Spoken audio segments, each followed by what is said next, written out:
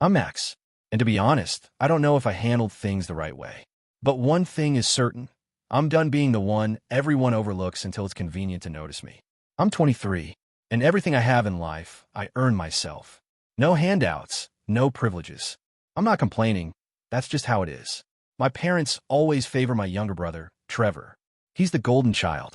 He's 20, and everything I only dreamed of having, he got handed to him without question. A new car? Of course. Paid college tuition? Absolutely. Money for fun? Just ask, son. And me? I had to work just to afford gas. But I put up with it. I always thought that if I proved myself, they'd finally see me. Turns out, that was a naive illusion. 3 months ago, everything changed. It was a regular Saturday. After a grueling 12-hour shift at work, all I wanted to do was unwind. I had a habit of checking my finances before bed, just routine. But that night, what I saw made me sick. My bank account, empty? I started scrolling through the transactions, and my stomach dropped. Multiple credit cards, some of which I barely used, were maxed out. Over $5,000 in charges. Hotel bookings, restaurant bills, online shopping sprees. But the best part? Some transactions were from a state I had never even set foot in. It wasn't hard to figure out who did it. I texted Trevor immediately. My hand was shaking, but I typed fast. Trevor, why are there charges on my credit cards that I didn't make? Did you seriously use my cards? A few minutes passed before he responded. His reply was as smug as his attitude had always been. Dude, what are you talking about? I didn't use your cards. Maybe you just lost track of your spending. Oh no, not this time. I dug deeper, and I found proof. His online accounts were linked to my card. His hotel bookings used his phone number. It was obvious my little brother had stolen from me, thinking I wouldn't notice. The next morning, I confronted him. Trevor, as usual, was sprawled on the couch, controller in hand, lost in a video game. He didn't even look up when I walked in. I shoved my phone in his face, displaying the list of charges. Are you serious? $5,000. Trevor, you stole from me and didn't even try to hide it? He paused his game for a second, just long enough for a flicker of guilt to cross his face before he replaced it with his usual cocky grin. You're freaking out over some dumb transactions? Relax, bro, he said, stretching out on the couch. I didn't steal anything. You probably just suck at managing your money. I felt rage boiling inside me. Don't lie to me. I checked everything. This was you. This is fraud, and I'm reporting it. He rolled his eyes like I was the one being ridiculous. Oh, come on. Why are you making a big deal out of this? It's just money. Just money? $5,000 for me was months of hard work, budgeting, planning. And for him, just money? I didn't argue anymore. I turned around and walked out. But this wasn't over. That evening, my parents called. They wanted to talk. Finally, they must have realized Trevor had crossed the line. They backed me up. Huh, how wrong I was. When I arrived, they were sitting in the living room, their faces filled with the same disappointment I had seen my whole life. But not at Trevor. At me. Son, we need to talk about the credit card situation, my mom started. I crossed my arms. There's nothing to talk about. I already reported it to the bank. Trevor used my cards, and I'm not just going to let this slide. My dad sighed like I was the problem. You need to help your brother, Max. He's going through a tough time. Why can't you just support him? He's family. I nearly laughed. Were they serious? A tough time? He stole from me. This isn't support. It's enabling. My mom leaned forward, her voice cold. If you don't help him, then you're on your own. No more family support. No more help. You'll be completely cut off. I stared at them, unable to believe what I was hearing. They were giving me an ultimatum. They were basically telling me that if I didn't forgive Trevor and take responsibility for his debt, I didn't exist to them anymore. I stood up slowly. Enjoy your golden boy. I'm done. I walked out of their house, slamming the door behind me. For a moment, I felt free. But inside, I was burning with anger. For the first time in my life, I realized they would never be on my side. But what they didn't know was that this time, I wasn't just going to walk away. This time, I was going to make them understand exactly what they had lost. Walking away felt like the right move at the time. But as the days passed, the anger inside me didn't fade. It intensified. My own family had chosen my thief of a brother over me. They had sided with the person who stole from me, lied to my face, and treated it like a joke. And for what? To keep their perfect little illusion of Trevor intact? No, I wasn't going to just let this go. At first, I considered going the legal route, pressing charges, letting the bank handle the fraud investigation. But I knew my parents would do everything in their power to protect Trevor. They'd pull strings, make excuses, do whatever it took to keep him out of trouble. And honestly, I didn't want to give them that satisfaction. No, I needed something better. Something that wouldn't just punish Trevor, but make my parents finally see him for who he really was. And then it hit me. Trevor had a reputation, one that wasn't as squeaky clean as my parents wanted to believe. He was a user. He borrowed money and never paid it back, took advantage of people, and always managed to weasel his way out of consequences. I wasn't the only one he had screwed over. So I started digging. I reached out to people from his past, old friends, former classmates, even ex-girlfriends. And it didn't take long before the floodgates opened. People were more than happy to talk about the times Trevor had manipulated them, lied to them, or outright stolen from them. One guy, Nick, told me Trevor had borrowed $500 from him in college, promising to pay it back in a week. That was 2 years ago. Another person, Sarah, said Trevor had convinced her to co-sign a car loan with him, then stopped making payments, leaving her with a debt. It was a pattern. He used people, drained them, and when they were no longer useful, he moved on to the next. And I was going to make sure my parents saw every bit of it. I compiled everything: texts, messages, screenshots, voice recordings. I had a solid case, one that painted a picture my parents couldn't ignore. Then, I waited for the perfect moment. It came sooner than I expected. One evening, I got a text from my mom. "We need to talk. Come over." I almost ignored it, but I knew this was my chance. When I arrived, the tension in the air was thick. Trevor sat on the couch, arms crossed, looking smug. My parents sat across from him, their expressions cold and unreadable. "Max," my dad started, his tone clipped. "We need to put an end to this. You're making a mess out of nothing." I clenched my jaw. "A mess? Your son stole $5,000 from me. That's not nothing." My mom sighed. "Family should stick together. You've been dragging Trevor's name through the mud, and it's causing problems. We need you to stop." I almost laughed. Dragging his name through the mud? I haven't even started. Trevor smirked. "You're just bitter because I'm doing better than you." That was it. I pulled out my phone, opened the folder of evidence, and tossed it onto the coffee table. "Go ahead. Read it," I said. "Then tell me how great Trevor is." My dad frowned, picking up the phone. My mom leaned in as well. Trevor, for the first time, looked nervous. They started scrolling. Their expressions shifted from confusion to disbelief, then to outright horror. Message after message, screenshot after screenshot, proof of Trevor's lies, his thefts, his scams. And then, my dad's face darkened. "Trevor," he said slowly, "what the hell is this?" Trevor opened his mouth, but nothing came out. His usual smugness was gone. He looked trapped. My mom put a hand to her mouth. "This can't be real. This isn't Trevor." "Oh, it's real," I said. "And it's exactly who he's always been. You just didn't want to see it." Silence. The kind that cuts deep. The kind that shifts the air in a room. Trevor stood up, shaking his head.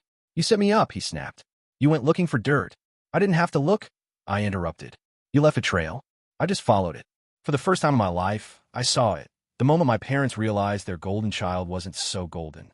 The illusion cracked. And Trevor knew it too. I grabbed my phone, stood up, and looked my parents in the eyes. "You wanted me to stop? Fine. I'm done." And then I walked out. This time, I wasn't just leaving a house. I was leaving them behind. I walked out of that house thinking it was over, that I had done what I needed to do. But, of course, with a family like mine, nothing was ever that simple. The silence lasted for a few days. Then, the messages started. At first, they were from my mom. "Mom, Max, we need to talk." "Mom, Trevor is devastated. Don't you think you took it too far?" "Mom, we're family. Please don't turn your back on us." I ignored them. I knew exactly what she was trying to do. Guilt tripped me, make me feel like I was the one who had done something wrong. Then my dad joined in. "Dad, Max, your mother's really upset. I hope you're happy." "Dad, you put your own brother in a terrible position." "Dad, you need to fix this." Fix this? They really thought I was the one who needed to fix things? After everything Trevor had done, I was still the bad guy? I blocked them both. That was when Trevor himself decided to reach out. "Trevor, wow. So you're just going to act like I don't exist?"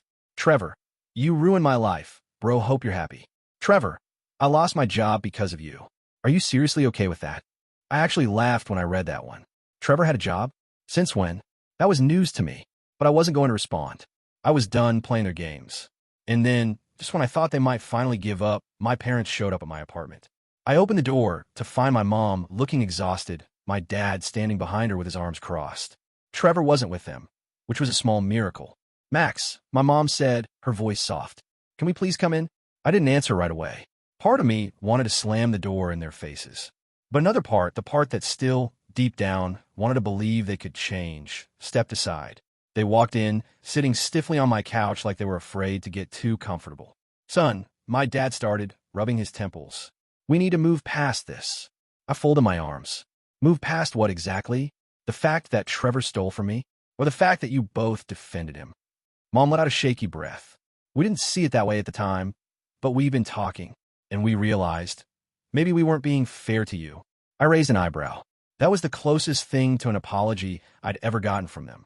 But I wasn't going to let them off that easy. "And what about Trevor?" I asked. "What happens to him?"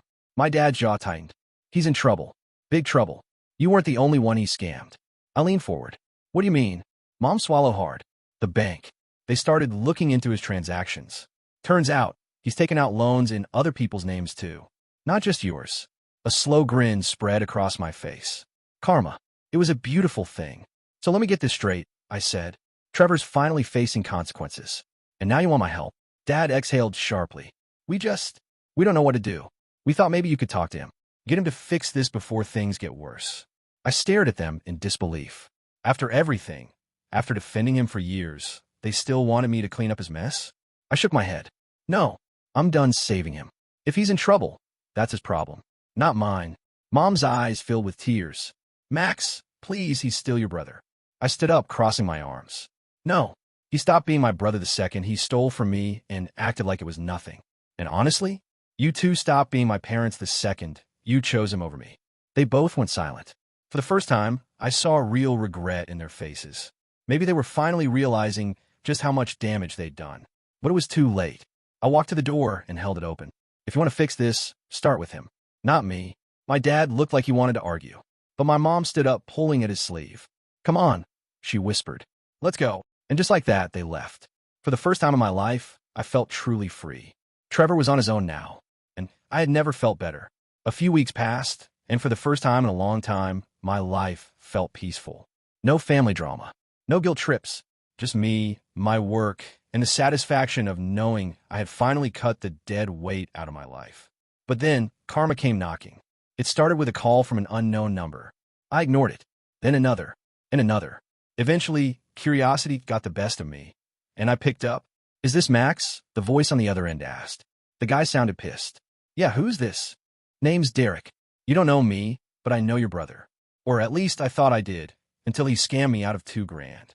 I sighed, rubbing my temple. "Let me guess. He borrowed money and never paid it back." Derek let out a bitter laugh. "Oh, it's worse than that. He promised me a business opportunity. Said he had an investment lined up, something about flipping electronics.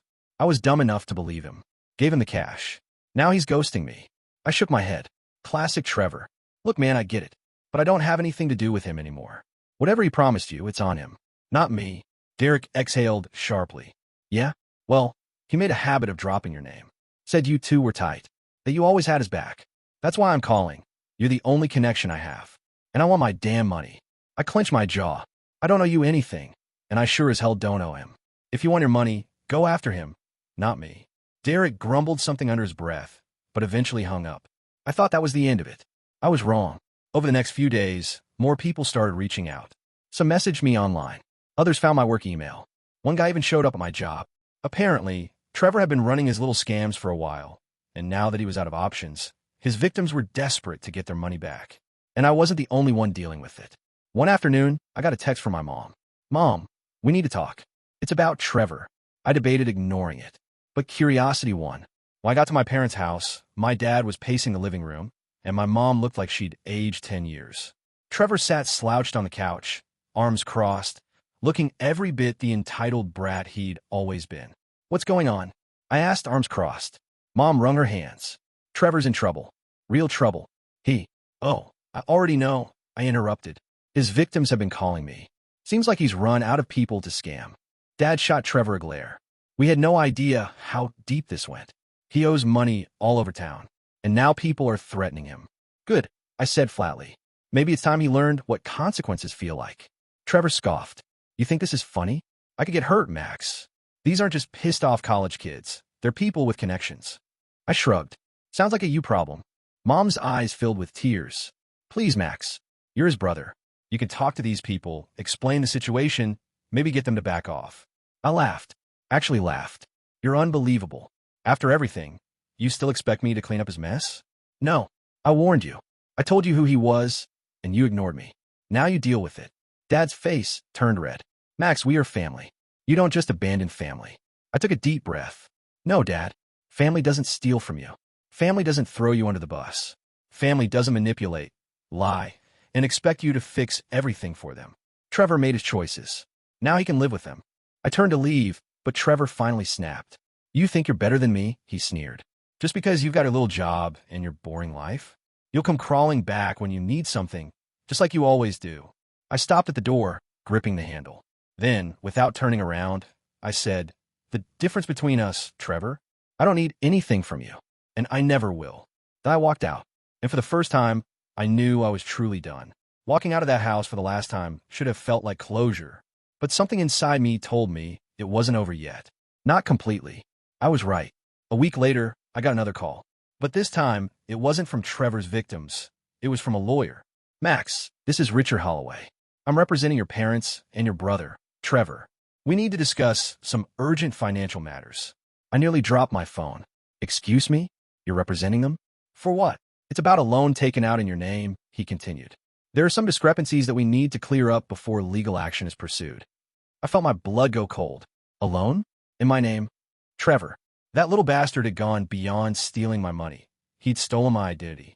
I forced myself to stay calm. You'll have to excuse me, Mr. Holloway, but I have no idea what you're talking about. If there's fraud involved, then you should probably be talking to the police, not me. There was a pause. Then a sigh. I was afraid you'd say that. Unfortunately, your parents have already been roped into this as well. The debt collectors are after them since they co-signed the loan. If this isn't resolved, your family could be in serious legal and financial trouble. I clenched my jaw. Of course. Of course my parents had co-signed something for Trevor.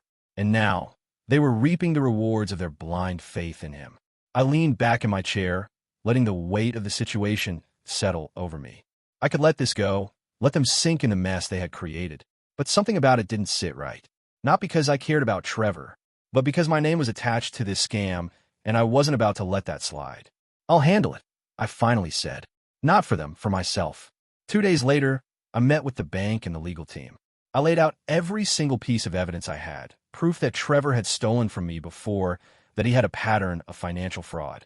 I filed an official police report, making it clear that the loan was fraudulent and that I had no part in it. And then, I did something that surprised even me.